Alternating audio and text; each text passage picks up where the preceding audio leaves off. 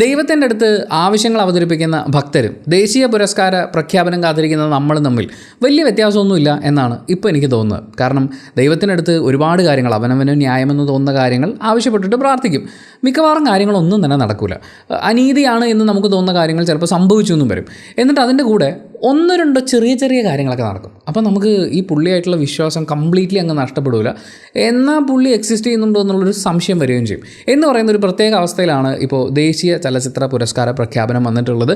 ഈ പ്രാവശ്യത്തെ, അതായത് 2023 സെൻസർ കഴിഞ്ഞിട്ടുള്ള സിനിമകളുടെ വിജയപ്രഖ്യാപനം എന്ന് വെച്ചാൽ ഏറ്റവും മികച്ച സിനിമ, ഏറ്റവും മികച്ച അഭിനേതാവ്, ഏറ്റവും മികച്ച അഭിനേത്രി, ഏറ്റവും മികച്ച പാട്ട്, അങ്ങനെ എല്ലാ കാറ്റഗറിയിലും അവാർഡുകളൊക്കെ പ്രഖ്യാപിച്ചു കഴിഞ്ഞപ്പോൾ മലയാളികൾക്ക് ഒരിക്കലും സഹിക്കാൻ പറ്റാത്ത ഒരു അവാർഡ് പ്രഖ്യാപനം വന്നു. അത് ദി കേരള സ്റ്റോറി എന്ന് പറയുന്ന സിനിമയ്ക്ക് കിട്ടിയിട്ടുള്ള പുരസ്കാരങ്ങളാണ്. മികച്ച സംവിധായകനുള്ള പുരസ്കാരം, മികച്ച ഛായാഗ്രഹനുള്ള പുരസ്കാരം. ഈ രണ്ട് പുരസ്കാരങ്ങളിൽ ഒരെണ്ണം, അതായത് സംവിധായകനുള്ള പുരസ്കാരമൊക്കെ കിട്ടിക്കഴിഞ്ഞപ്പോൾ സംവിധായകൻ പറയുന്നത് എനിക്ക് മാത്രം അവാർഡ് കിട്ടിയതുകൊണ്ടൊരു തൃപ്തിയായില്ല, ഇതിലെ നായിക കഥാപാത്രമായ ശാലിനി ഉണ്ണികൃഷ്ണന് കൂടി അവാർഡ് കൊടുക്കണം എന്നാണ് പുള്ളിക്കാരൻ പറഞ്ഞിട്ടുള്ളത്. എൻ്റെ ഒരു അഭിപ്രായം പറയാനാണെങ്കിൽ ശാലിനി ഉണ്ണികൃഷ്ണൻ എന്ന് പറയുന്ന ആ കഥാപാത്രത്തെ ഇത്രമേൽ മനോഹരമാക്കിയ അഭിനേത്രിക്ക് സത്യത്തിൽ നമ്മൾ ദേശീയ ചലച്ചിത്ര പുരസ്കാരം ഒന്നും കൊടുത്താൽ പോരാ. പറ്റുകയാണെങ്കിൽ ഒരു പത്മ പുരസ്കാരം തന്നെ വാങ്ങിച്ചു കൊടുക്കണം. അതിനുള്ള എല്ലാവിധ സെറ്റപ്പും ഇപ്പോൾ നമ്മുടെ രാജ്യത്ത് ഭരണം കൈയാളുന്ന ആളുകളുടെ കയ്യിലുണ്ട്. ഒരു പുരസ്കാരമല്ലേ, എന്തെങ്കിലും ആവട്ടെ എന്ന് പറയുന്ന ഒരു അവസ്ഥയിലേക്ക് പ്രേക്ഷകരെ കൊണ്ട് ചിന്തിപ്പിക്കുന്ന ഒരു നിലവാരത്തിലേക്ക് ഉയരാൻ കഴിഞ്ഞ പല തവണത്തെയും ജൂറികൾ ശ്രമിച്ചിട്ടുള്ളതുപോലെ ഇത്തവണത്തെ ജൂറികളും ശ്രമിച്ചിട്ടുണ്ട്. ഒരു പരിധിവരെ അവരും വിജയിച്ചിട്ടുണ്ട്. കേരള സ്റ്റോറിക്ക് അവാർഡ് കിട്ടുന്ന സമയത്ത്, അതായത് മികച്ച സംവിധായകനുള്ള അവാർഡ് കിട്ടിയതിനെ കുറിച്ച് ചോദിച്ചു കഴിഞ്ഞപ്പോൾ ഈ അവാർഡ് നിർണയ കമ്മിറ്റിയിലുണ്ടായിരുന്ന അശുതോഷ് ഗോവാരിക്കർ അദ്ദേഹം പറഞ്ഞിട്ടുള്ള ആ പ്രസക്തമായ ഡയലോഗ് ഇതാണ്: മികച്ച സംവിധാനമാണ് ഇവിടെ നടന്നിട്ടുള്ളത്. അതായത് ആ സിനിമ കണ്ടു കഴിഞ്ഞപ്പോൾ ആർക്കും ഒരു സംശയവുമില്ലായിരുന്നു ഇദ്ദേഹത്തിന് മികച്ച സംവിധായകനുള്ള അവാർഡ് കൊടുക്കണം എന്നുള്ളത്. എന്നെ സംബന്ധിച്ചും ആ ഒരു സിനിമ അതെടുത്തതിൻ്റെ ഒരു ഉദ്ദേശമൊക്കെ എടുത്ത് വെച്ച് നോക്കുകയാണെന്നുണ്ടെങ്കിൽ അദ്ദേഹത്തിന് മികച്ച സംവിധായകനുള്ള അവാർഡ് തന്നെ കൊടുക്കണം. കാരണം ഡയറക്ഷൻ എന്ന് പറഞ്ഞാൽ എന്താണ്? ഒരു മാർഗ്ഗമാണ്, ഒരു വഴിയാണ്. ആ സിനിമ എടുക്കുന്നതിൻ്റെ ഏറ്റവും പ്രധാനപ്പെട്ട ഉദ്ദേശം കേരളം ഇതുവരെ കൈവരിച്ചിട്ടുള്ള സകല നേട്ടങ്ങളെയും തള്ളിപ്പറയുക. കേരളം ഭരിക്കുന്ന അതിപ്പോൾ ഏത് പാർട്ടിയാണെങ്കിലും അവരെ മുഴുവൻ വർഗീയവാദികളാക്കി മുദ്രകുത്തുക. കേരളത്തിൽ ജീവിക്കുന്ന ഹിന്ദുക്കളെല്ലാം അൺസേഫാണ് എന്ന് വരുത്തി തീർക്കുക. കേരളത്തിൽ നിന്ന് വരുന്ന ആളുകളെ മറ്റുള്ള സംസ്ഥാനങ്ങളിൽ നിന്നുള്ള ആളുകൾ വളരെയധികം സംശയത്തോടു കൂടി നോക്കിക്കാണുന്ന അവസ്ഥയിലേക്ക് എത്തിപ്പിക്കുക. ഈ പറയുന്ന എല്ലാ മാർഗങ്ങളും കൃത്യമായി, അല്ലെങ്കിൽ പുള്ളിക്ക് കിട്ടിയിട്ടുള്ള ഡയറക്ഷൻസ് അഥവാ മാർഗ്ഗനിർദ്ദേശങ്ങൾ പാലിച്ചു എന്നുള്ളത് അതൊരു വലിയ കാര്യം തന്നെയാണ്. അങ്ങനെ നോക്കുമ്പോൾ ഏറ്റവും മികച്ച സംവിധായകനുള്ള അവാർഡ് പുള്ളിക്ക് തന്നെ കൊടുക്കണം. ഡയറക്ഷൻ ടു വർഗീയത എന്നുള്ളൊരു കാര്യം എടുത്ത് നോക്കുകയാണെങ്കിൽ this is the best direction ever. പക്ഷെ കുറച്ച് സീരിയസ് നോട്ടിൽ നമ്മൾ ആലോചിച്ച് നോക്കുമ്പോൾ ഇത് കേരളത്തിൽ നടക്കുന്ന ഒരു കഥയായിട്ടാണ് കാണിക്കുന്നത്. കേരളത്തിൻ്റെ കൾച്ചർ, ഹിസ്റ്ററി ആൻഡ് നടന്നുകൊണ്ടിരുന്ന കാര്യങ്ങൾ, ഇതിലൊക്കെയും ഒരു സ്ഥലത്ത് പോലും 10 പൈസയുടെ ഒറിജിനാലിറ്റി ഇല്ലാത്ത, എല്ലാം കയ്യിൽ നിന്നിട്ടുണ്ടാക്കിയ, ഒരു പക്ഷേ കേരളത്തിൽ ഒരു വട്ടം പോലും വന്നിട്ടില്ലാത്ത ആളുകൾ കേരളത്തിലെ ആളുകൾ ജീവിക്കുന്നു എന്ന് അവർ ചിന്തിച്ചുണ്ടാക്കിയിട്ടുള്ള കുറേ ഫോട്ടോഗ്രാഫ്സും കുറേ AI ഇമേജും ഒക്കെ വെച്ചിട്ട് അതാണ് ശരിക്കും കേരളത്തിൽ ആളുകൾ ജീവിക്കുന്ന രീതി എന്നൊക്കെ മനസ്സിലാക്കി ഷൂട്ട് ചെയ്ത് വെച്ചിട്ടുള്ളത് പോലെയാണ്. നമ്മൾ കേരളത്തിൽ ഏത് പെൺകുട്ടികളാണ് എനിക്കറിയാൻ പാടില്ല കേട്ടോ, എല്ലാ ദിവസവും മറ്റേ പട്ടുപാവാടയൊക്കെ കൊടുത്ത് തല നിറയെ മുല്ലപ്പൂവും വെച്ച്, അത് മുല്ലപ്പൂ എന്നൊക്കെ പറഞ്ഞു കഴിഞ്ഞാൽ അതിരപ്പള്ളി വെള്ളച്ചാട്ടം കിടക്കണ പോലെ ഒറ്റ ലൈന് തൂങ്ങി കിടന്നിട്ട് ഇങ്ങനെ ആടുകയാണ് നടക്കുമ്പോഴൊക്കെ. അങ്ങനത്തെ ഒരു സ്ഥലം മുസ്ലിങ്ങൾ മുഴുവൻ എങ്ങനെയെങ്കിലും ഹിന്ദുക്കളെയൊക്കെ മതം മാറ്റി മുസ്ലിങ്ങളാക്കി മാറ്റണമെന്ന് ആഗ്രഹിക്കുന്ന ആളുകളായിട്ട് മാറുന്നു. വീട്ടിലെല്ലാവരും ഹിന്ദിയിൽ സംസാരിക്കുമ്പോഴും എന്നും ഉച്ചയ്ക്ക് വാഴയിലെ തന്നെ ചോറ് മുണങ്ങണം എന്ന് ചിന്തിക്കുന്ന കുറച്ച് മലയാളികൾ. ഈ പറയുന്ന കുറേ കൺസെപ്റ്റുകൾ അല്ലെങ്കിൽ അവർ വിഷ്വലി ചെയ്തു വെച്ചിരിക്കുന്നതൊക്കെ മഹാബോധക്കേടുകളായിരുന്നു. നമ്മുടെ ഭാഷയോട് കാണിച്ച നീതികേട്, നമ്മുടെ സംസ്കാരത്തിനോട് കാണിച്ച നീതികേട്, ഇവിടുത്തെ രാഷ്ട്രീയത്തോട് കാണിച്ച നീതികേട്, ഇത് മുഴുവനുണ്ട്. ആൻഡ് ഇത്രയും കാര്യങ്ങളെയും ഏറ്റവും മനോഹരമായി ഈ സംവിധായകൻ്റെ ഒരു ഡയറക്ഷൻ ഉണ്ടല്ലോ, അതിനനുസരിച്ച് കൃത്യമായി ചെയ്തു കൊടുത്തു എന്നുള്ളതുകൊണ്ടാണെന്ന് തോന്നുന്നു ഇതിൻ്റെ ഛായാഗ്രഹകനും മികച്ച ഛായാഗ്രഹനുള്ള പുരസ്കാരം കൊടുത്തിട്ടുണ്ട്. അങ്ങനെ ഇവർ രണ്ടുപേരും കൂടി കേരളത്തിൻ്റെ ഛായ ഒന്ന് മാറ്റിയെടുക്കാൻ വേണ്ടിയിട്ടുള്ള ശ്രമം നടത്തിയിട്ടുണ്ടായിരുന്നു. പക്ഷേ അവാർഡ് പ്രഖ്യാപിച്ചതിന് ശേഷവും മലയാളികൾ ഒന്നടങ്കം ആ ഛായക്കെതിരെ പ്രതികരിക്കുന്നു എന്നുള്ളത് അതൊരു പ്രതീക്ഷയാണ്. പക്ഷെ മലയാളികളല്ലാത്ത ആളുകളോടും ആ സിനിമ അനീതി തന്നെയാണ് കാണിക്കുന്നത്. കാരണം ഇവിടെയൊക്കെ എല്ലാവരും ഇങ്ങനെയാണ് ജീവിക്കുന്നതെന്ന് പറയുന്ന ഒരു സാധനം അവിടെ കൊണ്ട് പകർത്തി വെക്കുകയാണ്. മികച്ച സംവിധാനവും ഛായാഗ്രഹണവും കഴിഞ്ഞ് കഴിഞ്ഞാൽ പിന്നെ ഏറ്റവും കൂടുതൽ വിമർശനം ഏറ്റുവാങ്ങിയ ഒരു കാര്യം എന്ന് പറയുന്നത് മികച്ച അഭിനേതാവ്, മികച്ച നടനുള്ള പുരസ്കാരമാണ്. അതിൽ 12th ഫെയിൽ എന്ന് പറയുന്ന സിനിമയ്ക്ക് വിക്രാന്ത് മാസിക്ക് പുരസ്കാരം കൊടുത്തതിൽ ആർക്കും വലിയ വിയോജിപ്പൊന്നുമില്ല. കാരണം അദ്ദേഹം അതിലൊരു ഗംഭീര പ്രകടനം തന്നെയാണ് നടത്തിയിട്ടുള്ളത്. അല്ലാതെ അദ്ദേഹം സിനിമയിൽ നിന്ന് റിട്ടയർ ആവുകയാണെന്നും മുമ്പ് BJP എതിർത്തിരുന്നു, പക്ഷേ ഇപ്പോൾ അവരുടെ രാഷ്ട്രീയത്തിൽ കുഴപ്പമില്ലാന്ന് തോന്നുന്നു എന്നൊക്കെ പറയുന്ന അദ്ദേഹത്തിൻ്റെ പ്രഖ്യാപനങ്ങളോ ഒന്നും അതിനൊരു കാരണമായിട്ടുണ്ടാവില്ല. തീർച്ചയായും അദ്ദേഹത്തിൻ്റെ പ്രകടനം തന്നെയായിരിക്കും ഈ കാര്യങ്ങളിൽ അദ്ദേഹത്തിന് ഹെൽപ്പ് ചെയ്തിട്ടുണ്ടാവുക. അതുപോലെ തന്നെ അവാർഡ് കൊടുത്ത മറ്റേയാൾ, അദ്ദേഹത്തിൻ്റെ പേര്, അത് കൊടുത്ത സിനിമ, ഇതൊക്കെയാണ് വിമർശനങ്ങൾക്ക് വിധേയമാകുന്നതിൻ്റെ ഏറ്റവും പ്രധാനപ്പെട്ട കാരണം. ഷാറുഖ് ഖാന് മികച്ച നടനുള്ള ദേശീയ ചലച്ചിത്ര പുരസ്കാരം ജവാൻ പോലൊരു സിനിമയ്ക്ക് കൊടുത്തു എന്നുള്ളതുകൊണ്ടാണ്. അതായത് ഇതിലും മികച്ച പ്രകടനങ്ങൾ ഉറപ്പായിട്ടും ഷാറുഖ് ഖാൻ അദ്ദേഹത്തിൻ്റെ മുൻ കാലഘട്ടങ്ങളിൽ നടത്തിയിട്ടുണ്ട്. ഒരു പക്ക കൊമേഴ്ഷ്യൽ പാക്കേജിൽ ഒരുങ്ങിയ ഈ സിനിമയ്ക്ക് ഒരു താരത്തിൻ്റെ ആവശ്യകത ഉണ്ടായിരുന്നു. അത് ഓഫ് കോഴ്സ് ഷാറുഖ് ഖാൻ നികത്തിയിട്ടുണ്ട്. പക്ഷേ ഒരു അഭിനേതാവിൻ്റെ അത്ര വലിയ അത്യാവശ്യമൊന്നും ഈ സിനിമയിൽ ഇല്ലായിരുന്നു. അങ്ങനെ ഒരു പ്രകടനം ഷാറുഖ് ഖാൻ്റെ ഭാഗത്തു നിന്നുണ്ടായെന്ന് ഷാറുഖ് ഖാൻ പോലും വിശ്വസിക്കുമെന്ന് എനിക്ക് തോന്നുന്നില്ല. നമ്മൾ ഈ ദേശീയ ചലച്ചിത്ര പുരസ്കാരങ്ങൾ കഴിഞ്ഞ കുറച്ച് തവണത്തെ എടുത്ത് നോക്കിക്കഴിഞ്ഞാൽ എപ്പോഴും ഈ ആളുകൾ ഏറ്റവും കൂടുതൽ കാണുന്ന കൊമേഴ്ഷ്യൽ സിനിമകളിലേക്ക് അവാർഡുകളുടെ ഒരു ഷിഫ്റ്റ് നമുക്ക് കാണാൻ പറ്റും. അതായത് ഈ ആർട്ട് ഫിലിംസിന് അല്ലെങ്കിൽ മുഖ്യധാരാ ഫിലിംസ് അല്ലാതെ വരുന്ന കുറേ സിനിമകളുണ്ട്. അത്തരം സിനിമകൾക്ക് അവാർഡ് കിട്ടുമ്പോൾ കൂടുതൽ ആളുകൾ ആ സിനിമകൾ കാണുകയും അത് ഓഡിയൻസിന് തന്നെ ഒരു പുതിയ നിലവാരത്തിലേക്ക് അവനവനെ ഉയർത്താൻ വേണ്ടിയിട്ടുള്ള ഒരു സൗകര്യമൊക്കെ ആയിരുന്നു. പക്ഷേ ഇപ്പോൾ ദേശീയ ചലച്ചിത്ര പുരസ്കാരങ്ങൾ പ്രഖ്യാപിക്കുമ്പോൾ ഓൾറെഡി ഹിറ്റായിട്ടുള്ള ആളുകൾ മുഴുവൻ ആഘോഷിച്ചിട്ടുള്ള സിനിമകളും അതിൻ്റെ ഭാഗമായി നിൽക്കുന്ന ആളുകൾക്കൊക്കെയാണ്, അല്ലെങ്കിൽ കൊമേഴ്ഷ്യൽ സിനിമകൾക്കാണ് ഈ അവാർഡുകളൊക്കെ ഇപ്പോൾ പൊയ്ക്കൊണ്ടിരിക്കുന്നത്. ഒരു ആംഗിളിൽ നമുക്ക് വേണമെങ്കിൽ ഈ കൊമേഴ്ഷ്യൽ സിനിമകളും അതുപോലെ ഈ പറയുന്ന ആർട്ട് സിനിമകളും ഒക്കെ തമ്മിലുള്ള ഒരു അന്തരം കുറഞ്ഞു വരുന്നു എന്നുള്ള വാദമൊക്കെ പറയാം. പക്ഷേ ജവാൻ പോലൊരു സിനിമ അതൊരു പക്കാ കൊമേഴ്ഷ്യൽ സിനിമയാണ്. ആൻഡ് ഇവിടുത്തെ പ്രശ്നം എന്താണെന്ന് വെച്ച് കഴിഞ്ഞാൽ ജവാൻ എന്ന സിനിമയ്ക്ക് ഷാറുഖ് ഖാന് പുരസ്കാരം കൊടുത്തോളൂ, പക്ഷേ 2023 വേറെ ഒരു സിനിമയും ഇറങ്ങിയിട്ടില്ല എന്ന് നാട്ടുകാരെ മുഴുവൻ വിശ്വസിപ്പിച്ചതിന് ശേഷം വേണം അദ്ദേഹത്തിന് ഈ അവാർഡ് കൊടുക്കേണ്ടതെന്നാണ് ഞാൻ പറയുക. അറ്റ്ലീസ്റ്റ് 12th ഫെയിലിൽ അഭിനയത്തിന് വിക്രാന്ത് മാസിക്ക് കൊടുത്തതിനോടൊപ്പം ഷാറുഖ് ഖാന് പുരസ്കാരം കൊടുക്കുമ്പോഴും അതൊരു പ്രശ്നമായിട്ടാണ് എനിക്കും ഫീൽ ചെയ്യുന്നത്. പോട്ടെ, കുറേ ആളുകൾ ആ അവാർഡ് പ്രഖ്യാപനമൊക്കെ കഴിഞ്ഞപ്പോൾ പൃഥ്വിരാജിന് എന്തുകൊണ്ട് ദേശീയ ചലച്ചിത്ര പുരസ്കാരം ലഭിച്ചില്ല എന്നുള്ള രീതിയിലുള്ള ഒരു ചോദ്യങ്ങളായിട്ട് മുന്നോട്ട് വരുന്നുണ്ടായിരുന്നു. അദ്ദേഹത്തിൻ്റെ ഹാർഡ് വർക്കിനെ പ്രശംസിച്ചുകൊണ്ട് കുറേ ആളുകൾ മുന്നോട്ട് വരുന്നുണ്ടായിരുന്നു. ഞാൻ ആ സിനിമ റിലീസായ സമയത്തും പറഞ്ഞിരുന്നൊരു കാര്യം, അദ്ദേഹത്തിൻ്റെ ഹാർഡ് വർക്ക് അത് സമാനതകളില്ലാത്തത് എന്ന് പറയാവുന്ന, അതായത് ഇന്ത്യൻ സിനിമയിൽ സമാനതകളില്ലാത്തത് എന്ന് പറയാവുന്ന അത്രയധികം പ്രശംസിക്കേണ്ട ഒരു കാര്യമാണ്. പക്ഷേ ആ സിനിമയിലെ അഭിനയം എന്ന് പറയുന്നൊരു ഫാക്ടറിലേക്ക് വരുമ്പോൾ അറ്റ്ലീസ്റ്റ് എന്നിലെ പ്രേക്ഷകൻ തൃപ്തനല്ല. പൃഥ്വിരാജ് അതിനേക്കാൾ കൂടുതൽ കപ്പാസിറ്റി ഉള്ളൊരു നടനാണെന്ന് ഞാൻ വിശ്വസിക്കുന്നു. മാത്രമല്ല അദ്ദേഹം ഈ പറയുന്ന ശരീരം മെലിഞ്ഞ് ഇങ്ങനൊരു സിനിമയ്ക്ക് വേണ്ടി ഇത്രയും വർഷം മാറ്റിവെച്ചു എന്ന് പറയുന്ന ഒരു കാര്യത്തെ മാറ്റി നിർത്തിയിട്ട് ആ വേഷത്തിന് അദ്ദേഹം യോജിച്ചതാണോ, അദ്ദേഹം ചെയ്ത പെർഫോമൻസ് നജീബ് എന്ന് പറയുന്ന ക്യാരക്ടറിനോട് നീതി പുലർത്തിയോ, പ്രത്യേകിച്ച് ആ നോവലും കൂടി വായിച്ചിട്ടുള്ള ഒരാളെന്നുള്ള നിലയ്ക്ക് ഞാൻ നോക്കുമ്പോൾ എന്നെ സംബന്ധിച്ച് അതൊരു മികച്ച നടനുള്ള പുരസ്കാരം കിട്ടാൻ അത്ര വേർത്താണോ എന്ന് ചോദിച്ചു കഴിഞ്ഞാൽ എനിക്കറിയില്ല. ഹാർഡ് വർക്കിന് കൊടുക്കുന്ന അവാർഡല്ല മികച്ച നടനുള്ള അവാർഡ് എന്ന് പറയുന്നത്. അതൊരു കഥാപാത്രത്തിന് അതിൻ്റെ പൂർണ്ണതയിൽ എല്ലാ ആളുകൾക്കും, കണ്ടുകൊണ്ടിരിക്കുന്ന എല്ലാ ആളുകൾക്കും അത്രയധികം ഇമോഷണലി കണക്റ്റ് ആവുന്ന രീതിയിൽ ആ കഥാപാത്രത്തെ ഉൾക്കൊണ്ടുകൊണ്ട് ചെയ്യുമ്പോൾ അങ്ങനെ കൊടുക്കേണ്ട ഒരു അവാർഡാണല്ലോ. പക്ഷേ അപ്പോൾ പോലും ജവാൻ സിനിമയിൽ ഷാറുഖ് ഖാൻ അവാർഡ് കൊടുത്തിട്ടുള്ളൊരു ജൂറിക്ക് ആടുജീവിതം സിനിമയിൽ പൃഥ്വിരാജിന് നാഷണൽ അവാർഡ് കൊടുക്കാൻ തോന്നിയിട്ടില്ല എന്നുള്ളത് രാഷ്ട്രീയ പ്രേരിതമേ അല്ല എന്ന് ചിന്തിക്കാനാണ് എനിക്കും തോന്നുന്നത്. ചുമ്മാ വിക്കിപീഡിയ എടുത്ത് വെച്ച് 2023 റിലീസായിട്ടുള്ള സിനിമകളുടെ ലിസ്റ്റ് എടുത്ത് നോക്കിയാൽ തന്നെ ഒരുപക്ഷെ ജവാനിലെ ഷാറുഖ് ഖാൻ്റെ പ്രകടനത്തിനെ ഓവർകം ചെയ്യുന്ന രീതിയിലുള്ള മലയാള സിനിമകൾ തന്നെ നമുക്ക് കണ്ടെത്താൻ പറ്റും, അല്ലെങ്കിൽ അഭിനേതാക്കളുടെ ഒരു ലിസ്റ്റ് നമുക്ക് കണ്ടെത്താൻ പറ്റും. പോട്ടെ, ഇത്തവണത്തെ മികച്ച സഹനടനുള്ള പുരസ്കാരം സ്വന്തമാക്കിയ വിജയരാഘവനെ എടുത്തു നോക്കിയാൽ അദ്ദേഹം ആ മികച്ച നടനുള്ള പുരസ്കാരം നേടിയിരുന്നെങ്കിൽ അതിൽ കുറച്ചും കൂടി നീതി ഉണ്ടാവുമെന്ന് തോന്നിയാണ്. കാരണം ആ സിനിമയിലെ നായക കഥാപാത്രത്തിനാണ് വിജയരാഘവൻ അവതരിപ്പിച്ചിട്ടുള്ളത്. അപ്പോൾ മികച്ച നടനുള്ള പുരസ്കാരത്തിന് പരിഗണിക്കപ്പെടേണ്ട ഒരു കഥാപാത്രവും സിനിമയുമായിരുന്നു അത്, അല്ലെങ്കിൽ ഒരു പെർഫോമൻസ് ആയിരുന്നു അത്. എന്നാൽ ചില കാര്യങ്ങളിൽ ചില അഡ്ജസ്റ്റ്മെൻറ്റുകൾ, ചില നിറവ്യത്യാസങ്ങളൊക്കെ സംഭവിച്ചുകൊണ്ടിരിക്കുകയാണ് എന്നുള്ളത് നമുക്കറിയാമല്ലോ. അതിൻ്റെയൊക്കെ ഭാഗമായുള്ള ഒരു പുരസ്കാര പ്രഖ്യാപനമായി പോയി ഇത് മുൻ വർഷങ്ങളിലെ പോലെ എന്ന് മാത്രമേ ഇതിനെക്കുറിച്ച് പറയാനുള്ളൂ. എന്തായാലും ഇത്തവണത്തെ പോലെ തന്നെ അടുത്ത വർഷവും വിക്രാന്ത് മാസിയെ തേടി ഒരു ദേശീയ ചലച്ചിത്ര പുരസ്കാരം എത്താനുള്ള സാധ്യതയൊക്കെ ഉണ്ട്.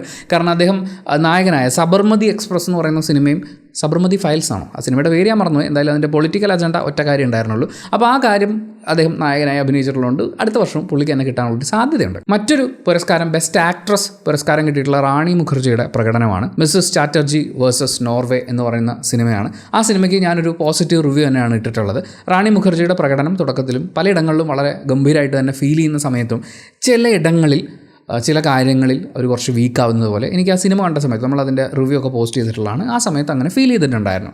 പക്ഷേ മികച്ച സഹനടിക്കുള്ള പുരസ്കാരം കിട്ടിയ ഉർവശിയെ ഉള്ളൊഴുക്ക് എന്ന് പറയുന്ന സിനിമയിൽ പരിഗണിക്കുമ്പോൾ, ഉർവശിയും ഉള്ളൊഴുക്കും മാത്രമാണ് ഇതിന് പരിഗണിക്കാൻ പറ്റിയ സിനിമകൾ എന്നൊന്നും ഞാൻ പറയുന്നില്ല. ചിലപ്പോൾ മിസ്സസ് ചാറ്റർജി വേഴ്സസ് നോർവേക്കാളും ഉള്ളൊഴുക്കിനേക്കാളും അതിഗംഭീര പ്രകടനങ്ങൾ നടത്തിയിട്ടുള്ള അഭിനേത്രിമാരും സിനിമകളും ഉണ്ടാവും. ഇന്ത്യ ഒട്ടാകെ എത്ര സിനിമകൾ റിലീസായിട്ടുണ്ട് ആ ഒരു വർഷം.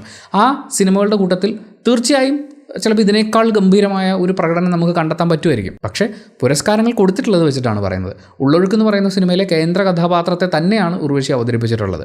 ഒരുപക്ഷെ മിസസ് ചാറ്റർജിയിൽ റാണി മുഖർജി ചെയ്തതിനേക്കാൾ കൂടുതൽ ഇമോഷണൽ വേലിയേറ്റങ്ങളിലൂടെയൊക്കെ കടന്നു പോകുന്ന വളരെ കോംപ്ലക്സ് ആയ സിറ്റുവേഷൻസിലൂടെ കടന്നു പോകുന്ന ഒരു കഥാപാത്രമാണ്.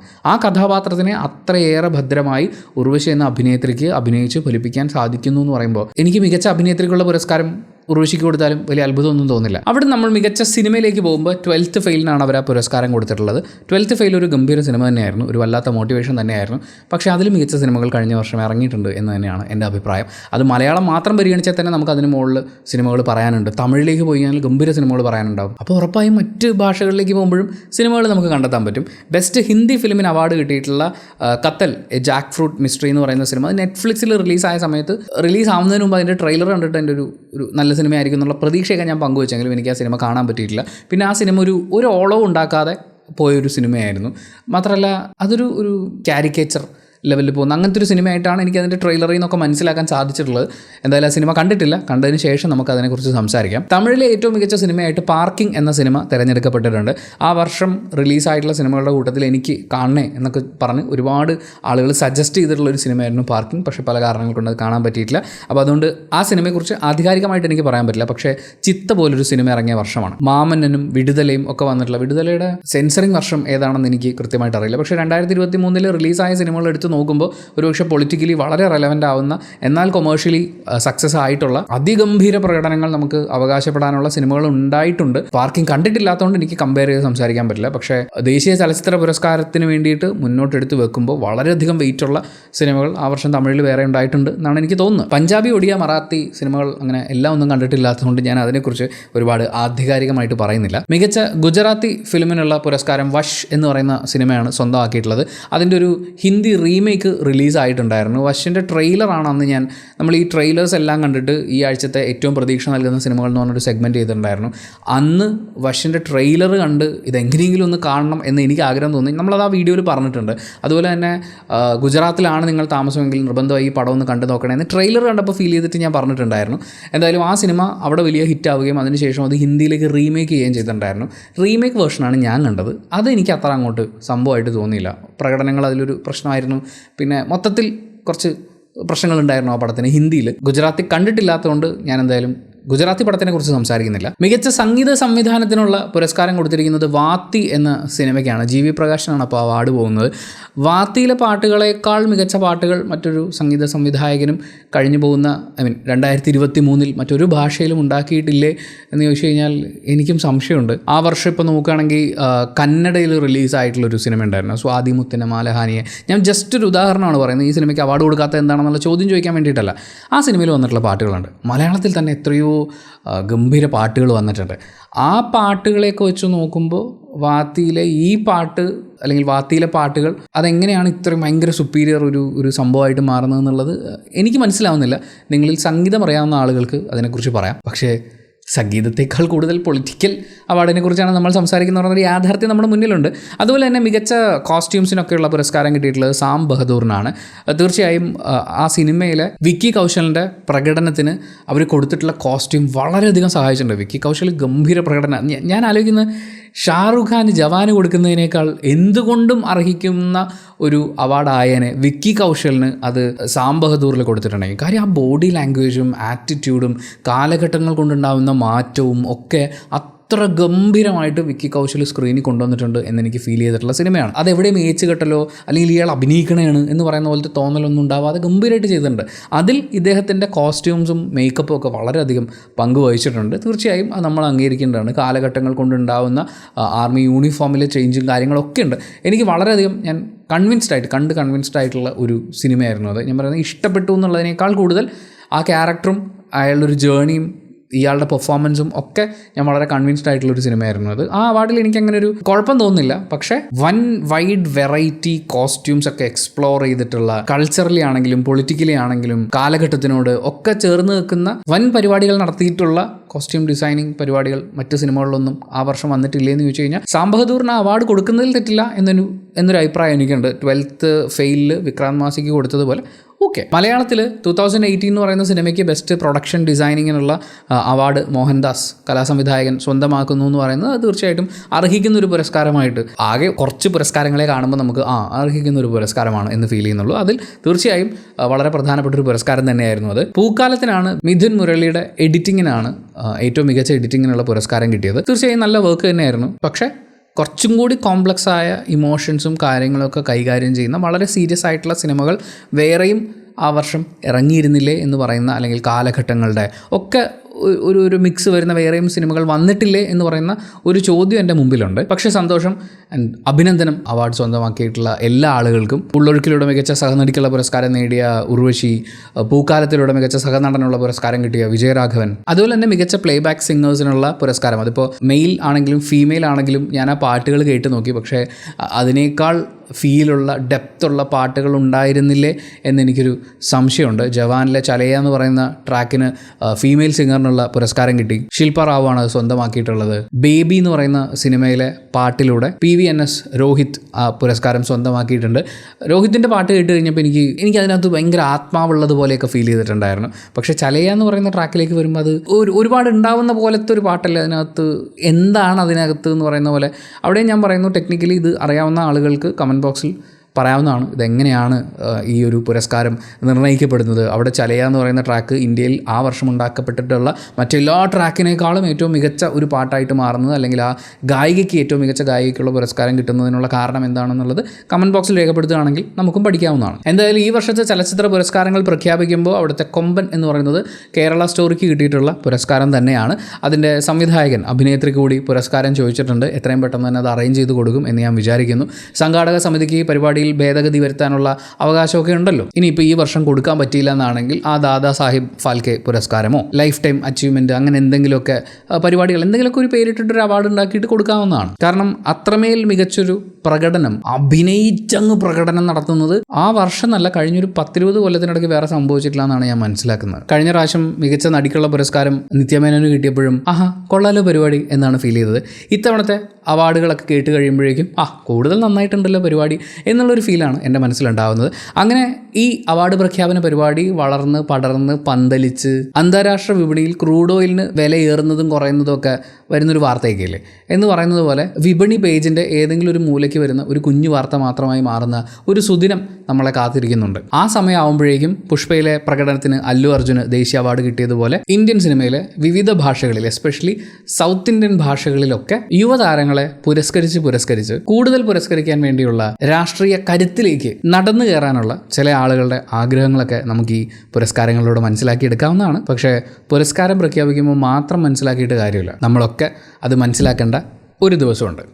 ആ ഒരു ദിവസം മാറിയാലേ ഈ കാര്യങ്ങൾക്കും മാറ്റം ഉണ്ടാവുള്ളൂ. അടുത്ത വർഷം ഇതിലും മികച്ച രീതിയിൽ, ഇതിലും കൂടുതൽ ആഘോഷങ്ങളൊക്കെ നടത്തിക്കൊണ്ട് കൂടുതൽ മികച്ച പുരസ്കാര പ്രഖ്യാപനങ്ങൾ ഉണ്ടാവും എന്നുള്ള എല്ലാവിധ പ്രതീക്ഷകളോടും കൂടി thank you so much for watching this video and the Oscar goes to ഇത്തവണത്തെ award committee. Thank you so much. Video ഇഷ്ടപ്പെട്ടാൽ ലൈക്ക് ചെയ്യുക, കമൻറ്റ് ചെയ്യുക, ഷെയർ ചെയ്യുക, സബ്സ്ക്രൈബ് ചെയ്യുന്ന കാര്യം നിങ്ങൾക്ക് ഉപകാരം ഉണ്ടെന്ന് തോന്നുകയാണെങ്കിൽ പരിഗണിക്കുക.